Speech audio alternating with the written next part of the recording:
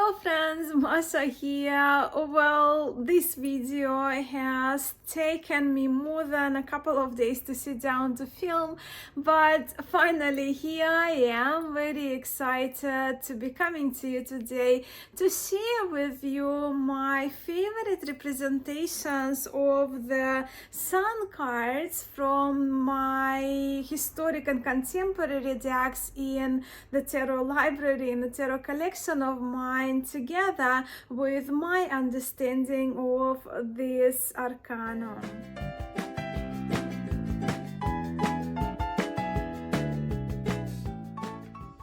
As you by now know, my friends, the celestial cards, with them being the star, the moon, and the sun, are among my most loved triumphs, the cards of the major arcana.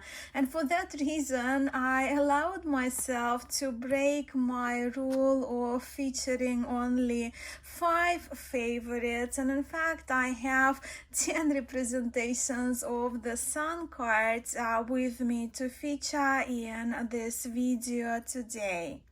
So let me begin with my favorite Sun cards from the historic decks. I already featured them in my Sun cards throughout the centuries video, so I will just mention them to you briefly here in the chronological order. For my type 1 Tarot de Marseille, I have the Sun card from the Jean Noblet Tarot, and this is the one hand stenciled by Roxanne Flournoy. Then I have the Apollo representing the Sun card, and this is the card from I Tarocchi del Mitelli, from the Tarocchi Giuseppe Mitelli Tarot from the second half of the 17th century, and this version is exquisitely handmade by Marco Benedetti.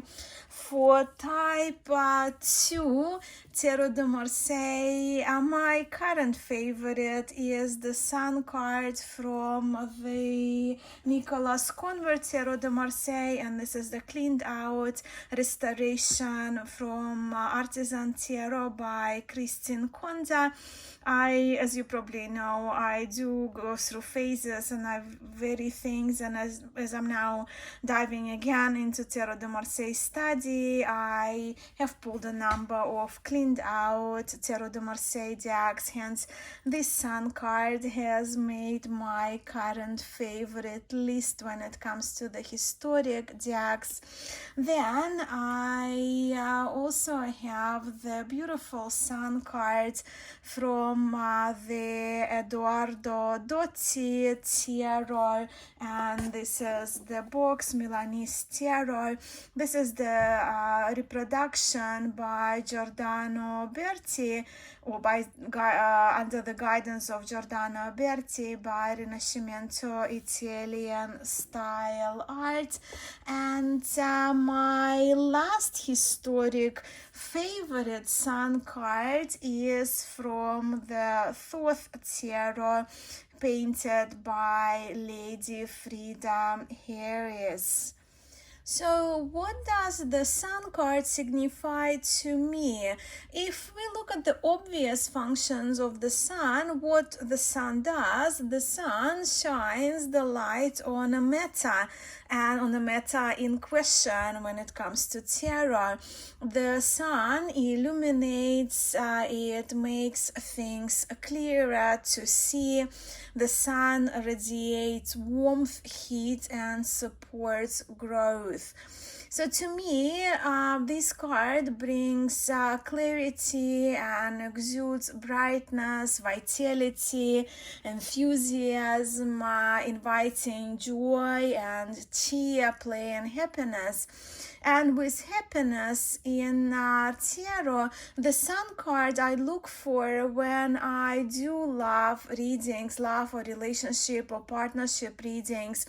As for me, this is the card of love, of companionship, of partnership, the kind of happy relationship with two involved parties who can trust each other other, and when needed, who can depend on each other.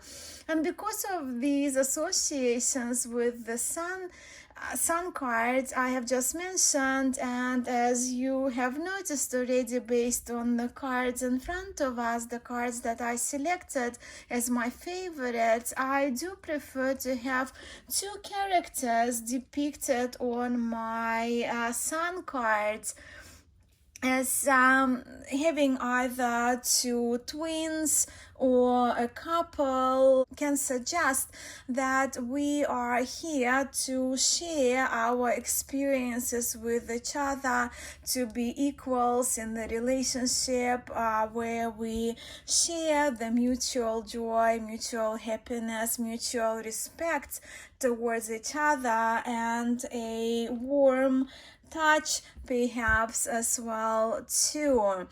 I mean, yes, Apollo is my exception here, but then I love Roman and Greek mythologies, and I'm partial to the qualities associated with the sun god Apollo, and therefore the sun, the qualities of creativity and healing, and of course with him being the god of the sun. And no, I am not a fan of a naked baby or a youth on a horse, not my thing. But what I am a fan of is to have two people, as I mentioned, on my Sun cards. So while I'm here with two of those, this one kind of is Italian deck, not TDM, but we're here with TDM and the wall in the Italian dotted tarot. It's I think it's worth mentioning the wall, right? The wall behind two people, behind the twins, behind the couple, which we can see the wall here as serving two functions, right?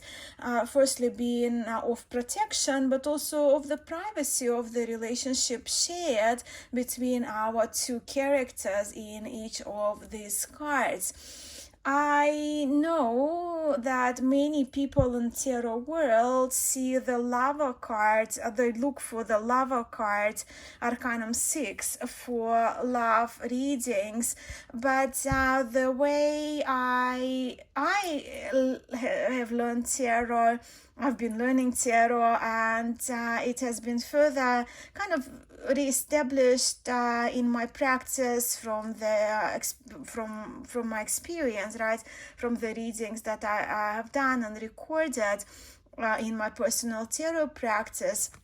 The Sun card is the one that invites happiness and enjoyment of the time of every minute spent with each other, opposed to making tough choices or perhaps even competing with one another, or even having a personal agenda, as we observe in the Lover card. So the Sun is, for me, is that the love card from the trumps, from the major arcana. So these are the classic historic favorites of mine, but allow me now to share with you the Sun cards I especially enjoy from contemporary tarot decks of mine, with these two Sun cards being my next two.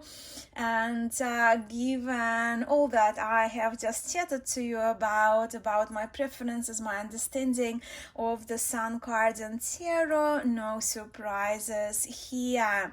So this Sun card is from the mystical manga tarot mass market deck, illustrated by Ran, with the guidebook by Barbara Moore. And mystical manga tarot is one of those decks that has surprised me this year in a good positive way. I love reading with this deck, and while it's RWS Waite-Smith based, the Sun card here features a boy and a girl and a lot of sunflowers, and the sun itself is adorable. So to me, this Sun card is very fairy tale like, being done in manga style, just like the charming Sun card from Le Corte dei Tarocchi deck, illustrated by the late Anna Maria D'Onofrio. I adore both of these cards.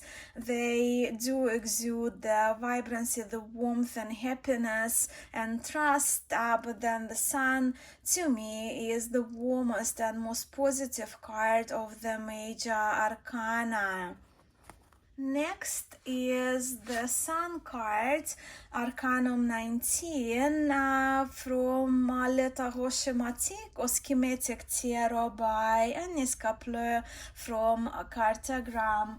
This Sun card carries a lot of heat and high vibration too. It's very minimalistic, of course, as the whole of the Schematic Tarot deck.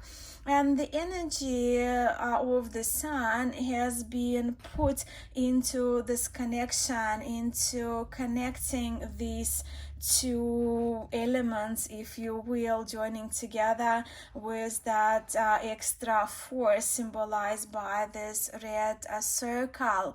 This Sun card is also a reminder to me that while being perhaps the most positive card in major arcana or even in the whole of tarot and life and vitality giving, the Sun can also have destructive qualities, causing harm at times, causing burns, inflammation, burnout, blinding us with its bright light. Depending on the question, of course, that we ask the cards and the surrounding cards, the cards that will be surrounding the Sun card in our readings, the Sun can also indicate harsh, heated situations, and because it kind of exposes and illuminates, it can be a cause of overexposure, exposing something hidden, like deep secrets that may be coming to light. So too much of this energy can also result in us spreading thin and running out of energy, burnout, as I've just mentioned, and running out of whatever it may be fueling our motivation. I mean, it could also predict a heat wave if we're asking about what the weather would be like this coming weekend. So we can't, well, in my view and the way how I've learned, there is not a particular meaning assigned to a card, even the most positive card, how I see the Sun card in tarot. Moving on, the next Sun card I like a lot is this one. I love sunflowers and I think they are relevant when representing the Sun card in tarot, and we already have seen the sunflower featured in this favorite Sun card of mine. So this is the Sun from the New Era Elements Tarot by Eleanor F.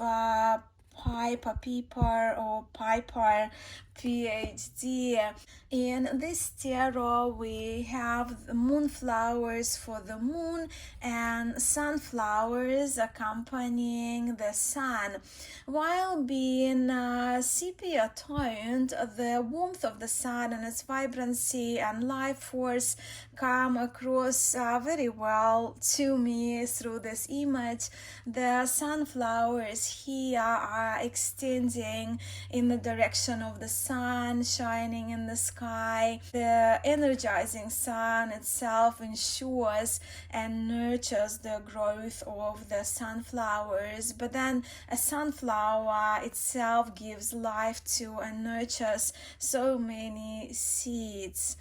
Now to my last favorite sun card, and it has to be this another vibrant card where the Surya Narayana is representing the sun in the sacred India tarot created by Rohit Arya and Jane Adams.